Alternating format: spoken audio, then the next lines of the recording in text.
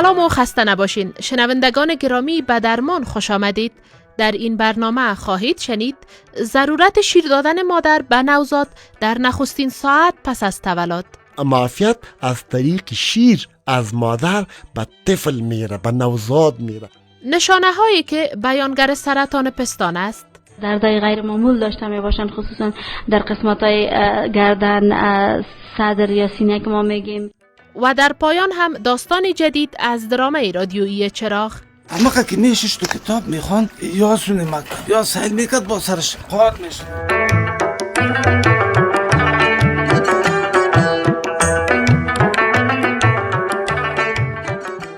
شما درمان را میشنوین، برنامه هفتگی رادیویی که مشوره ها و مهارت های عملی برای بهبود کیفیت زندگی و سلامت شما و کودکانتان ارائه میکنه. من زلیخا ظهیر میزبانتان هستم. دکتران به گونه جدی توصیه میکنند که بلافاصله پس از تولد نوزاد از شیر مادر تغذیه شود. اما چرا؟ تحقیقات صحی نشان می‌دهد که اگر نوزاد در نخستین ساعت و حتی دقیقه اول پس از تولد از شیر مادر تغذیه شود، هم بر مادر و هم بر کودک فواید ثابت شده ای دارد. نوزاد تماس پوست مادر را احساس کرده و با او پیوند عاطفی برقرار می‌سازد. مادر هم آرامش پیدا کرده و شیرش بهتر جاری می‌شود. اندکی بعد درباره شواهد این توصیه‌های صحی از یک دکتر خواهیم پرسید، اما پیش از آن نظر چند مادر را میشنویم که آیا این اصل، یعنی شیر دادن در همان لحظه نخست، را عملی کردن یا خیر. نخستین خانم حسینه نام داره و از ولایت هرات با ما صحبت کرده.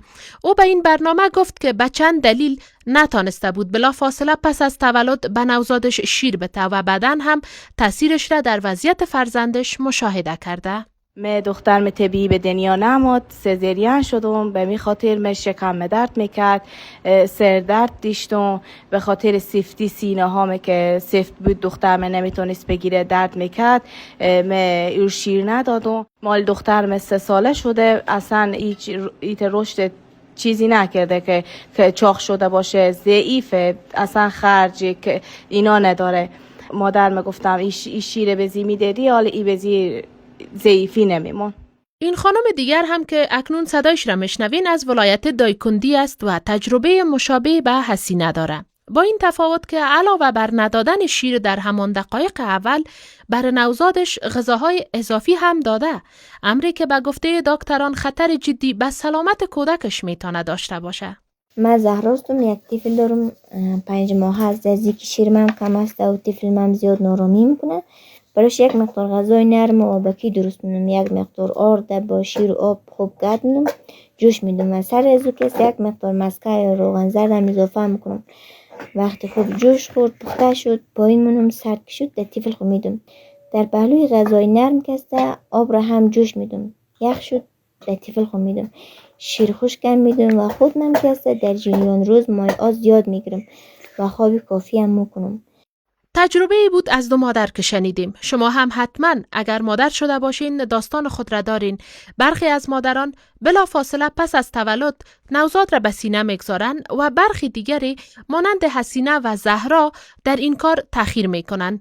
ما اکنون از همایون لودین، متخصص تغذیه که همراه ما در استودیو هستن، میخواهیم که توضیح بدن چرا شیر دادن در همان لحظه اول اهمیت داره. سلام دکتر صاحب، خوشحال هستیم که شما را با خود داریم. سلام، یک جهان تشکر. خب، نظر به ای که بسیار گفته میشه که پس از تولد کودک مادر باید هر چه زودتر شیردهی را به نوزادش آغاز کنه، دکتر صاحب سوال مشخصی است که چرا ساعت نخست زندگی نوزاد خصوصا در 48 ساعت اول مهم شمرده میشه؟ کتابای صحت و تغذیه میگه دقیقی اول بعد از ولادت دقیقی طلایی است. اگر مادرها بتانن وقتی که طفل تولد شد فوراً شیر خود شروع کنن، این طفل و این مادر اما فواید بی حد زیاد را به دست بیارن. یکی چرا مهم است؟ اولین چرا و این خاطر امی مادری که 25 سال 28 سال زندگی کرده، گاهی زکام شده، گاهی سینه و بغل شده، گاهی امراض مختلف برای مادر که پیدا شده و پس که جور شده، اما جور شدنش به این معنی است که بدنش قوی دفاعی خود جور کرد. این دفاع و این معافیت از طریق شیر از مادر به طفل میره، به نوزاد میره. در امو دقیقه اگر در محیط امراض مختلف باشن، میکروبای مختلف باشن و سر طفل حمله کنه، از طریق شیر به طفل دفاع رفته، امکان زیاد داره که امو شیر کمک کنه که طفل قویتر و از امراض دور نگاه کنه. دومین نقطه، شما حتما شنیدین که اکثر مادرها که بعد از ولادت میمونن و جان عزیز خود از دست میتن، خونریزی بعد از ولادت هستند و شیر مادر یک هورمونی فوق العاده خوبی دارن به نام اکسیتوسین و او هورمون وقتی که مادر به طفل خود شیر میتن او افراز میشه. هر قدری که او زیاد افراز میشه خونریزی مادر زودتر متوقف میشه. نقطه سوم، همی که مادر اولین بار شیر به طفل داد، طفل مثل گل تمام اعضای بدن خود و چی میشه؟ فعال میشه. طفل گریه میکنه، مغزش فعال میشه، رودش فعال میشه، معده فعال میشه. بعد از چند دقیقه بعد خود طفل شیر مادر میخوره. هر قدری که زیاد میمکه به مو اندازه شیر مادر زیاد تولید میشه. مادر هم از شیر ناکافی باز شکایت نمیکنه. یعنی چون به صحتمندی خود مادر و کودک تاثیر داره. پس میشه بگوین که در همین زمان طلایی که شما گفتین، تماس پست با پست میان مادر و نوزاد چی است و چگونه به آغاز موفق زمان شیردهی میتونه کمک بکنه؟ این تماس به این معنی است که مادر و طفل امو نزدیک با هم باشن، یعنی امو جلد نوزاد که بالخاصه امو جلد شکمش هستن با شکم مادر به تماس باشن. اینجاست که اولین کاری که میشن امی اکسیتوسین زود افراز میشه، مادر زود تنبیه میشه، زیاد شیرش تولید میشه. دوم، طفل تنبیه میشه، خب شیر مادر میمکه، یک فعالیت بدنی دو پیدا میشه. سیومین نقطه ایستن که بعضی اطفال و بعضی نوزادان هستن که ما هایپوترمیا میگیم، یعنی سرد شدن میگیم. طفل که به دنیا میین یک کمی به محیط سازگار نمی باشن، امی که با مادر متصل میشن یا تماس جلدی طفل یا نوزاد و مادر پیدا میشه، اما گرمی مادر به طفل انتقال میابه و طفل از سردی رنج نمیبرن. لطفاً اکسیتوسین را هم توضیح بدین که چیست؟ شیر مادر را جاری میسازن. دومین این ما هورمونی محبت میگیم، یعنی بین نوزاد و مادر محبت ایجاد میشه. و سوم، خونریزی مادر را کاهش میده. میشه لطفاً این را هم بر ما توضیح بدین که تغذیه انحصاری با شیر مادر دقیقاً به چی معنا است؟ آیا ممکن است که مقدار اندکی از غذا و مایعات هم به نوزاد داده شود یا ممنوع است؟ تغذیه انحصاری یا ما بعض وقت تغذیه خالص با شیر مادر میگیم، این برای 6 ماه باید برای طفل عملی شوه. یعنی تا 6 ماه یک قطره آب هم به طفل داده نشه. اگر غیر از اینکه شیر مادر دیگه آب و دیگه مواد بدن، امکان داره طفل به امراض مختلف بالخاصه به اسارت هم مبتلا شوه. امکان داره که امی باعث سوء تغذیه اطفال شوه. تشکر. فعلا یا همو شیر نخستین مادر که زرد رنگ و غلیظ است هم بخشی از تغذیه انحصاری با شیر مادر محسوب میشه یا شاملش نیست؟ بله، از ساعت اول تا 6 ماه این مکمل دوره تغذیه خالص یا انحصاری با شیر مادر است. امی علت هستند که ما به تمام والدین میگیم که فعلا را در ساعت اول شروع کنه، بر 3 روز فعلا می باشن. بعضی مادرها شکایت میکنه دکتر صاحب شیرم تا نشده، اما فعلا خود شیر است، با وجودی کم کم میاین اما تمام نیازمندی های بدن طفل را مرفوع میسازه. امی رنگ زردی فعلا به این معنی است که قوی ترین است، زیاد مواد چربی دارن و این مواد چربی کمک میکنه که مغز طفل زود فعال شوه و هر وقت شیر مادرم بخواین و زودتر به حرکت بیان و بعضی صداهای خاصی هم میکنه که مادرها و تمام والدین و اعضای خانواده او رو خوش دارن. و در این میان آیا ممکن است که مادری نتونه در همون نخستین ساعت پس از تولد شیری را تولید کنه؟ بله، امکان داره. چه عواملی باعث میشه که مادران نتونن در ساعت اول شیر تولید کنن؟ پس دو بود داره، یک مربوط طفل است یا نوزاد، دو مربوط مادر است. مادر اگر نوزاد را درست در آغوش نگیره امکان داره که شیرش تا نشه یا شیرش جاری نشه، چون امو جای سیهی پستان مادر شیر میاین. دیگه وظیفه مادر و نوزاد است که شیر را باید به طفل و به نوزاد به طریق درست بده. دوم، اگر نوزاد کدام مشکلی خاص داشته باشن، ضعیف باشن، کام چاک لب چاک باشن، امکان داره شیر درست نگیرن. پس خوب است که شما به مادرانی که برنامه را میشنون راهنمایی کنین که چگونه پس از تولد نوزاد شیردهی را به درستی آغاز کنن و در زمان شیردهی همین گرفتن صحیح نوزاد و قرار دادن درستش زیر سیدیه چگونه باید باشه. ایرا میخوایم که دقیقاً بگویم که حتمی نیست که تنها خوابیده یک مادر به نوزاد خود شیر بتن. اگر ششته میتن ششتگی بتن، هر قسمی که باشن، اما باید دو نقطه را در نظر بگیره. اولین نقطه ای که وقتی که به طفل خود شیر میتن تماسش باید درست باشد. تماس درست ما ایره میگم که اموسیایی پیستان مادر باید مکمل یا زیادترش در دان طفل باشه. ای که زیادترش در دان طفل شد، مادر میتونه ببینه که دان طفل کاملا باز است و لب پایینی طرف خارج قاط شده. و نقطه دومی است که اما طفل در وضعیت درست بگیره، یعنی رو به جانب مادر باشه. بعضی مادرها تنها سر طفل گرفته دیگه بدنش دیگه طرف کج است یا زود طفل خسته میشه. این باید رو به جانب مادر باشه. قسمی که قبلا شما گفتین تماس جلدی، یعنی شکمی نوزاد طرف شکم مادر باشن و تماس جلدی داشته باشن و تا پای مکمل بدن نوزاد استحکام یافته باشن. خب دکتر صاحب، همون قسم که در اول برنامه هم صدای یک مادر را شنیدیم که گفت احساس میکرد که کمبود شیر داره. اگر یک مادر در ساعات و روزهای نخست پس از تولد احساس کنه که شیرش جاری نمیشه یا مقدارش بسیار کم است، چه اقداماتی را باید انجام بده؟ فقط طریقه شیردهی را درست کنن، دوباره به طفل خود شیر شروع کنن. اگر یک مادر شیر خود به دست خود بکشه، میتونه قطره قطره سر سیدی خود بریزه و طفلم بانن که طفل شیر مادر بمکه. این میتونه که طفل قانی بسازه که شیر مادر است. امی که مکید و سر مادر فشار آورد، شیر مادر پیدا میشه. در کنار آن دیگه چه عوامل میتونه به افزایش شیر مادر کمک بکنه؟ دیگه مهمترین موضوعی است که مادر باید روحاً آرام باشن، باید فعالیت فیزیکی هم داشته باشن. یعنی به این معنی که اگر جای مناسب برای ورزش نباشن، امیده اتاق خود میتونن که حرکات دست و پای و حرکات مختلف داشته باشه. چون هورمونی که پیشتر ما گفتم، هورمون اکسیتوسین که شیر جاری میسازن، هر قدری که ذهن مادر آرام باشن، فعالیت فیزیکی خوب داشته باشن، همون قدر زیاد او افراز میشه، شیر مادر زیاد میشه. در پایان گفتگو اگر بخواین که تنها 3 توصیه مهم به مادران داشته باشین که در ساعات و روزهای نخست شیردهی هرگز نباید او را فراموش کنند، چی خواهد بود؟ اولین توصیه است که قبل از ولادت باید به قابله سبره مدی شوه که شیر به طفل بده. دوم، در ساعت اول شیر خدا بتن. سوم، اعتماد به نفس بلند برن. بسیار سپاس دکتر صاحب. تشکر. از دکتر لودین شنیدیم که پس از تولد در همان ساعت اول مادر باید برای سلامت خود و نوزادش شیر دادن به او را بدون تأخیر آغاز کنه.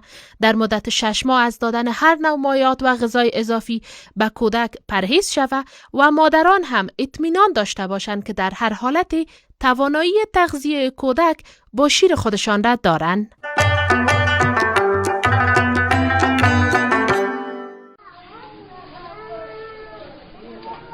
برنامه ما ادامه داره و شما این بخش از درمان را از ولسوالی بهسود ولایت ننگرهار شنونده هستین. ما امروز می‌خواهیم درباره سرطان پستان در نزد زنان صحبت داشته باشیم. به خاطر از اینکه بتانیم معلومات دست اول و گردآوری کنیم، به کلینیک صحت طفل و مادر در این ولسوالی آمده ایم، جایی که 9 نفر کار میکنن که همه کارکنان آن زنان هستند و خدمات این کلینیک از ساعت 8 صبح تا 4 بعد از ظهر به مراجعین ارائه میشه.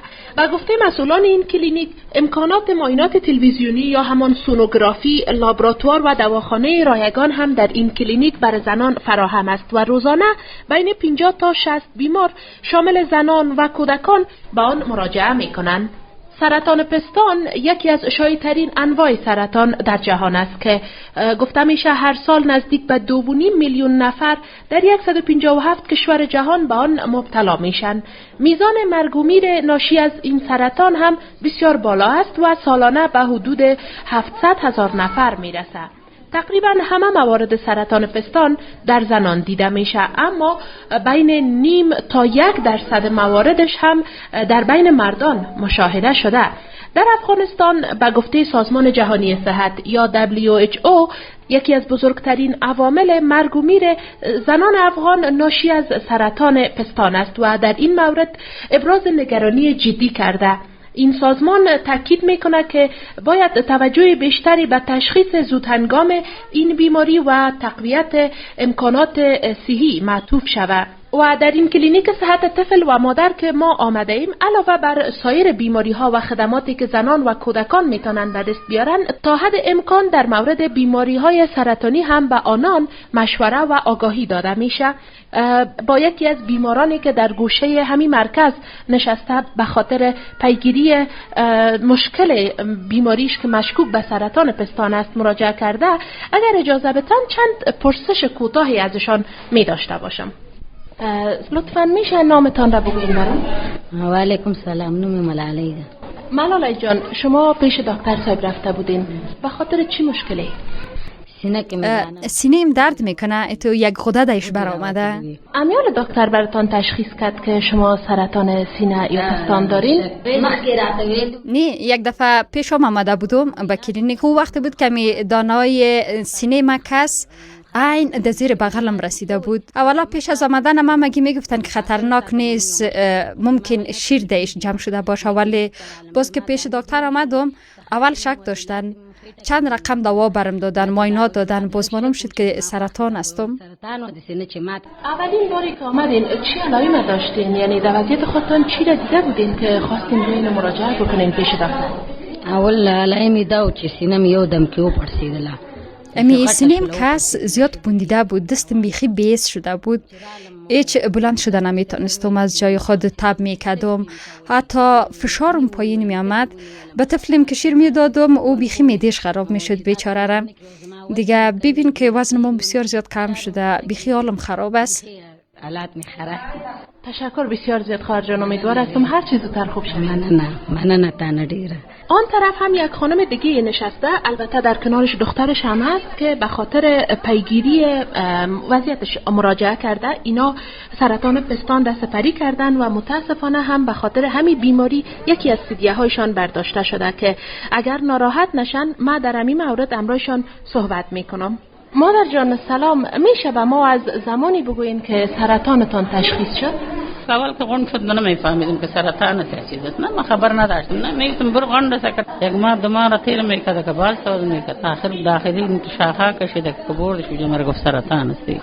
قبل از اینکه سرطانتان تشخیص شود و می علائم وقتی در وجودتان میدیدین فکر میکردین که شاید سرطان باشه؟ اصلا در مورد سرطان چیزی میفهمیدی؟ فکر ما نبود، در فکر ما گپ نبود، دیگه ما نمیفهمیدیم که سرطان است یا نیست. ما اول عادی گرفته بودم که نمی در خانه مرکز میگم نه هیچ گپ هم نیست، عادی است گپ چی می تو یک زن هستم که در فکر می گپ نمیآمد. بس که رفتم دیگه دکتر امری نمیتو گفتین دیگه واسه نمیمرد در. تشکر بسیار زیاد. ما نه تنها با این دو خانم بلکه با سایر زنانی که اینجا به خاطر مشکلات مختلف صحی مراجعه کردن صحبت کردم. آنچه را که مشترک میان همهشان پیدا کردم نداشتن آگاهی و معلومات درباره سرطان‌های شایع، خصوصا سرطان پستان است. حالا بیشتر در همین باره صحبت خواهیم کرد با دکتر مسکا وکیل، متخصص نسایی و ولادی در این کلینیک. با ما بمانید. دکتر صاحب سلام علیکم، خسته نباشید. سلام علیکم، خوش آمدید. تشکر. شنوندگان گرامی، دکتر صاحب بعد از معاینه تعداد زیادی از زنان مراجعه کننده وقت کردن که با ما هم صحبت داشته باشن که من صمیمانه دکتر صاحب از شما سپاسگزاری میکنم. تشکر از شما که اینجا آمدین و وقتتان ضایع ساخت. بخیر باشین. دکتر صاحب بیاین که بحث ما را از اینجا آغاز کنیم که شما در اول درباره بیماران خود برای ما بگوین. ای که شما در جریان معاینات در یک دوره زمانی مشخص، مثلا یک روز، یک هفته یا یک ماه، چه تعداد مورد جدید سرطان پستان را در کلینیک تشخیص میدین؟ اینجا چون تعداد مریضا به حد زیاد است و ما نمیتونیم که در روز یا هفته می سرطان پستان یا سرطان سیدیه را ما تشخیص دهیم، اما در ماه 1 2 الی 3 مریض حتما داریم. خب امی تعداد بیماری که شما سرطان پستان را در اونا تشخیص میتین یا برش مشکوک میباشین، چه علائم و نشانه هایی می داشته باشن؟ زنان چگونه میتونن که علائم سرطان پستان را بشناسن؟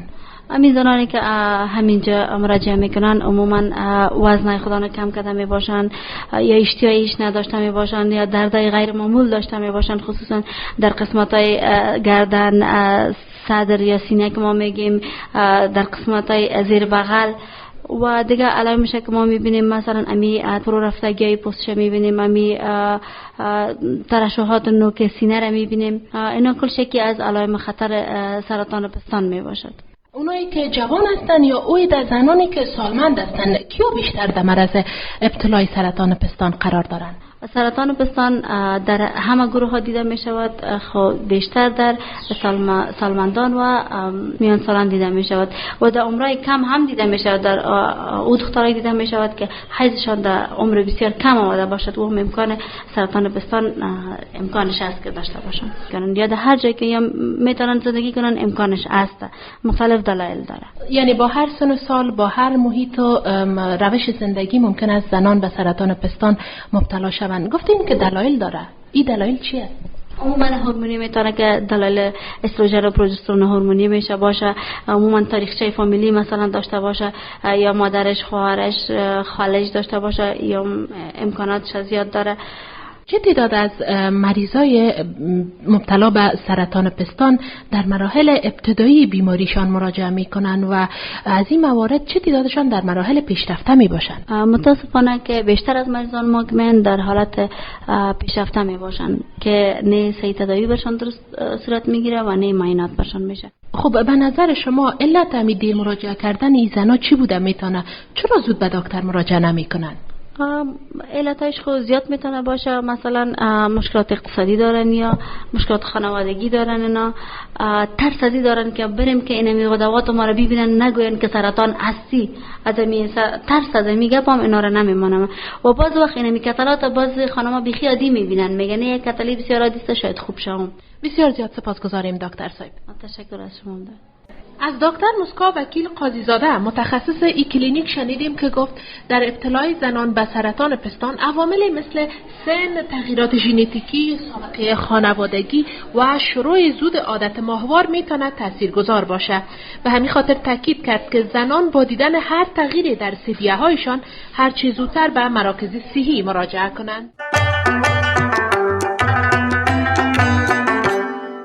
و در این لحظات از برنامه درمان هنرمندان همکار ما بخش دیگری از زندگی را در قالب هنر برای شما تقدیم می کنند. درامای رادیویی چراغ.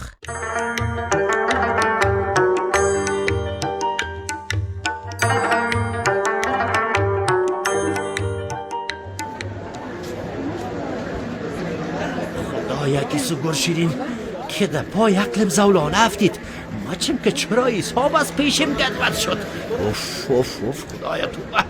زاید خان دکاندار ای چی گپ شده که رنگت پک بریده؟ پیشانی 12 بجه جور شده و کلوانگ هستی. تک و پک دکان ای سوسو میکنی ها؟ گمش کنید تو کدام صاحب علم و کمال نیستی که من کتاب دل من برات واز کنم و بگویم که در ات یک جنجال روبرو شدیم. استاد کی خدا شو 2-3 روز کتی معلم جمال مجلس کردی؟ حالی گپی کتابا رو میزنی. هرچی که از زیر دندان پوتش تکو که میشکنه. بگو چی تن در بارده سرت که قوار خطاستی؟ خدا یکی سو گر شیرین بالایم تندر مندر نباریده مگم نشه که کت اتو یک آدم داوا و دنگلیم بخیزه که بسیار دوستش دارم. یادم میره که دوست داری کی هست؟ برو من تو نمیگم. خدا یکی سو گر شیرین دان تو ایلاس در کل قریه پشت من دندوره مندازی. خوانه معلم صاحب جمال آمد همیگه با کت ازو یاد میکنم بخیر. خو خیمه میرون حالی یک گفم سر ما اعتبار نمیکنی. برو دم رویت خوبی. خدا یکی سو گر شیرین در دلم 100 رقم سودا افتاده. تو صبر که معلم صاحب جمال بیایه که او در باره چی میگه. معلم صاحب جمال حالا رو بیا که زاید اندیوالی در دندش رش بند مانده. من میگم از مویای سرش بگی و از دندش رش بکشش.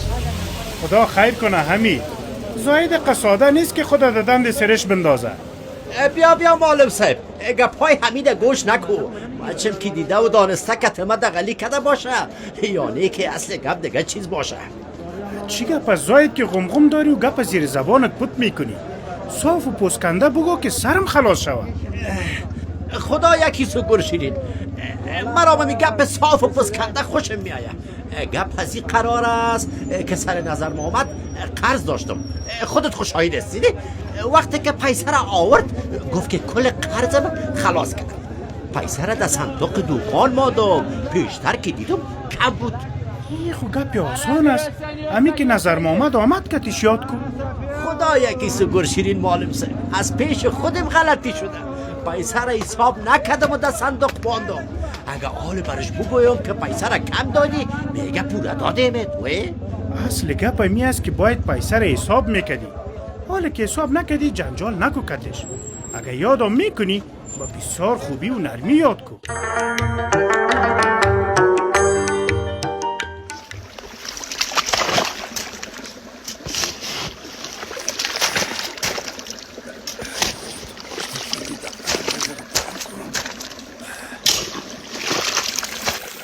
مادر اسد؟ او مادر اسد چی میگی آقای اسد؟ چرا صاحب صحیح نشنیدم. اما تو گفتم مگه کرده خورده باشه که در این کرد دیگر ردش کنم. تو صبر که من ببینم. این کرده خورده در دیگر ردش کن. صحیح دانی از این کرده بسته میکنم برای از این کرد دیگر تیار دانه را جور کده. صحیح تو به قراری دانه را بسته کن. من سر از این پلوان میشینم. وقتی که سر کرد دیگر میرسه باز میبینم. اما تو کو تا او وقتی از را دمتان میگیری من اینی دانه را بسته کنم. خدای با دست خود خدا گذار کردم. اسد بیچاره چقدر خوب کار میکرد کردم. اما که میشش تو کتاب میخوان یا سونه مکتب یا سیل میکرد با سرش قار میشدم. نظر محمد باز کدام چرتا غرق شدی. سر خود گپ میزنی و سرتان به حساب پشیمانی شور میکنی. چی بگویم بیبی جان؟ اما تو اسد یادم آمد. چرا؟ دکتر خو چیزی نگفته که نه پایش بیخی تک و پتره جور شده. اما تو ارمان اسد در دلم گرد که چقدر دستم سرش سبک بود و تو چرت نزن. اون دکتر به کمال بیادرم گفته بود که پایش زود جور میشه بخیر. راستی انجینر کمال یاد کردی. باش که ما یک زن برش بزنم که چی حال داره. این خوب بسیار کار خوب میشه. ما هم کتش گپ خواد زدم. خو صحیح تو هم واسکت مرا بتی؟ اینم یارم بره.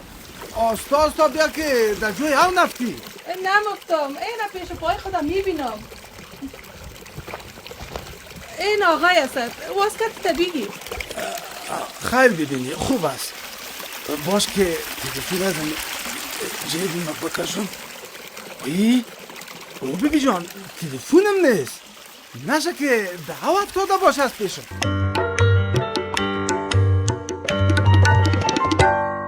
سپاسگزاریم که با ما بودین. این بود داشته های این هفته درمان. فواید شیر دادن به نوزاد در اولین ساعت پس از تولد و همچنان عوامل سرطان پستان در زنان مطالبی بود که دو کارشناس دیدگاه‌ها و توضیحات لازم را در این برنامه ارائه کردند. شنوندگان عزیز، اگر در این باره نظر، نگرانی یا پرسشی دارین، آن را با ما شریک بسازین. وعده نمی دهیم که همه پیام ها را مطرح کنیم، اما پرسش ها و موضوعات مهم را حتما با دکتران مهمان در برنامه در میان خواهیم گذاشت. برای گذاشتن پیام با شماره 0704 60 60 60 تماس بگیرین. مجرای دیگری هم برای شریک ساختن نظریاتتان درباره این برنامه هست. صفحه فیسبوک BBC میدیا اکشن افغانستان را پیدا کرده و نسخه کامل درمان را هم گوش کنین. همچنان آن عده شنوندگانی که می‌خواهند دیدگاه‌ها، پیشنهادها یا شکایات خود را درباره کمک‌های بشردوستانه در افغانستان به نهادهای مربوطه برسانند، میتونند با شماره رایگان 410 آواز افغانستان تماس بگیرند. شماره رایگان 410 آواز افغانستان دیدگاه‌ها و پیشنهادها را درباره خدمات سازمان ملل متحد و نهادهای امدادرسان ثبت کرده و با اداره‌های مربوطه شریک می‌سازد. اما به یاد داشته باشین که آواز افغانستان با BBC هیچ گونه ارتباطی نداره. تا درمان بعدی هم خداوند نگهدارتان.